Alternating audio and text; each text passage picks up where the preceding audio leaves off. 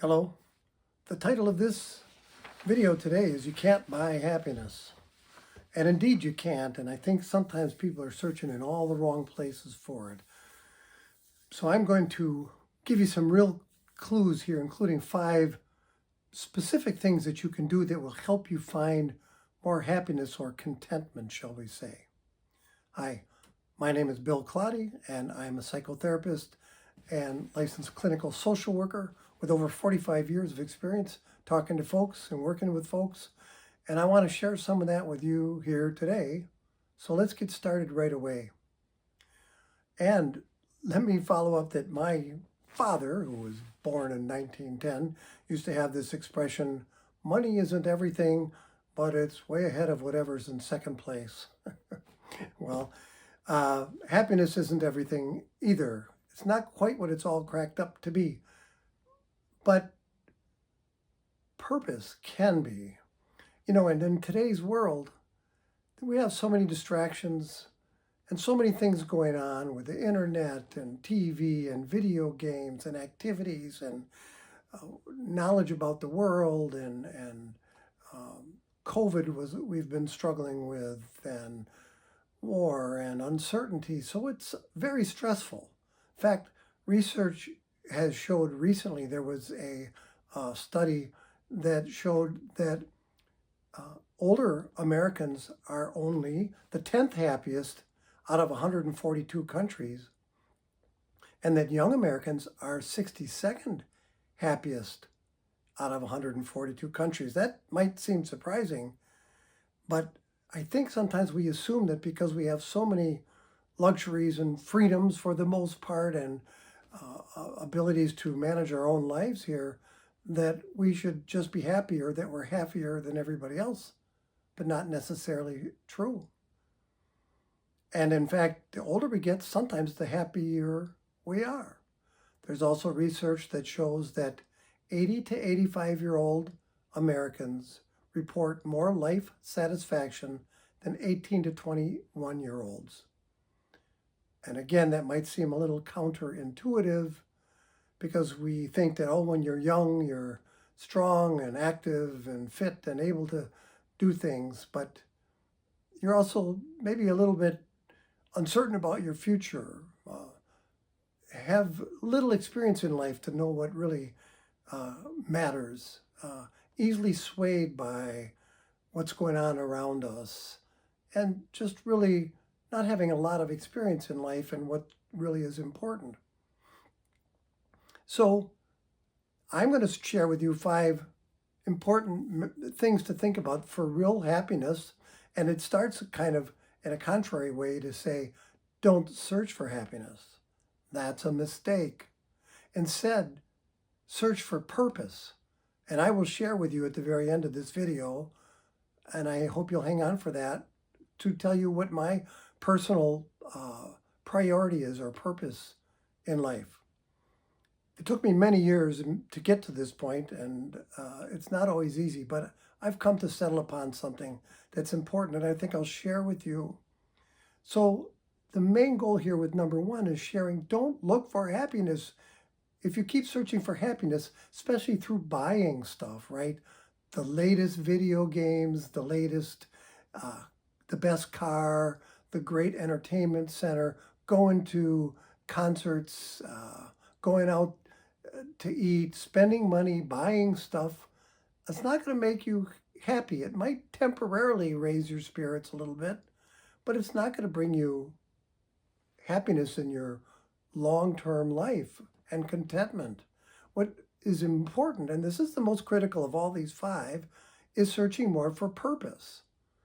It's not an easy search, but start asking yourself, well, why am I here? What can I do for others? How can I make this a better planet? How can I be more closely connected to others? So don't get fooled into thinking that money or other things are going to buy you happiness. Instead, search for purpose, which is much deeper, and that will bring happiness with it because you're looking at the right object, not being fooled. Number 2 here, that I think is really critical for being more happy is to focus on the positives. Look for what you do have, not what you don't have, because there's always going to be a lot of things you don't have.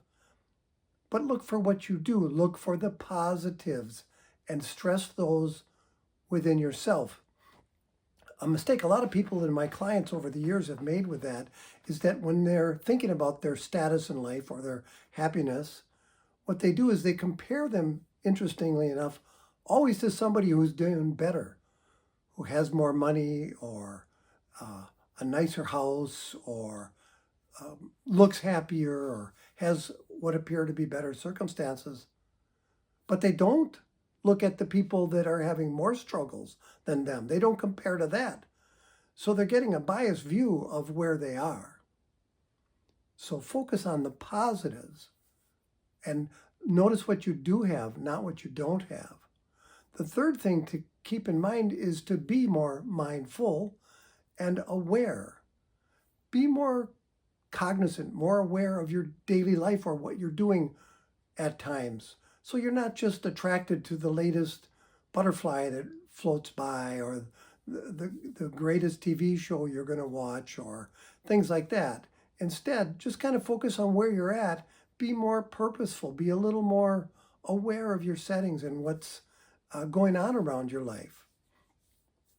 That mindfulness can really help you focus on now, by the way, and now is really important.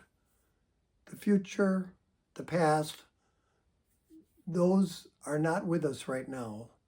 So to be more content and aware, focus on now, plan for the future, enjoy the past, but focus on now.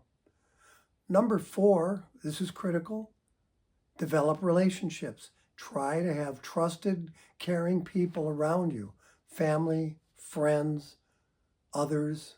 This is just critical in all the surveys and all the research to having a healthy relationship with yourself, to have more contentment and satisfaction. So find those people that are healthiest for you and hang with them more. Nurture your relationships with them. If you are, like many people, having trouble having really healthy, loving, powerful people in your life, then try to find them. And it's not always easy and it can take a while, but if you start now, you will get there sooner than if you start later. So join a group. Be a little more outgoing with friends. Join Alcoholics Anonymous or Al-Anon or AA or many of these other groups which can really help. There's a lot of meetup types of groups. Take a chance, take a risk, start going to some of that because most people are not going to find you so fascinating. They're going to just flock to you. You're going to have to search them out. I discovered that. People don't come flocking to me. I have to go out and create those things in my life and those friendships because everybody's busy. And lastly, if you do search out friends, you might be surprised how much more open they are to doing things with you or communicating with you than you thought because nobody asked them and you did. The fifth thing, and critical also, is do things for others. When you're upset or angry or depressed or down or frustrated, try to get yourself out of that and focus on somebody else, a family member, a friend, a coworker, a stranger on the street. Do something for other people to get your mind off of yourself. Those 5 things. Search for purpose, not happiness. Focus on the positives. Be mindful or aware of what's going around you. Or 4, develop relationships. And the last one is do things for others. There's a lot of things you can do in eating better maybe if you're not eating well now, or getting exercise. Meditation is tremendous. A spiritual life is very powerful for many people. But these 5 are also really pretty important ingredients to being more content in life. I will share with you, lastly, what my purpose is, and it is to make a difference in the world. That has become the phrase, the sentence that I have kind of consolidated into myself when I'm distracted. I will admit it sounds really grandiose, kind of like, who am I? Bragging, who do I think I am that I can make a difference? But I don't want that to stop me. It feels like bragging, but I want to make a difference in the world. So that's my purpose, and sometimes the purpose of these very videos. Those are my suggestions to you. If you found this helpful, please subscribe and give me a thumbs up. Tell your friends, and I will be back next week with some more thoughts. Thanks a lot.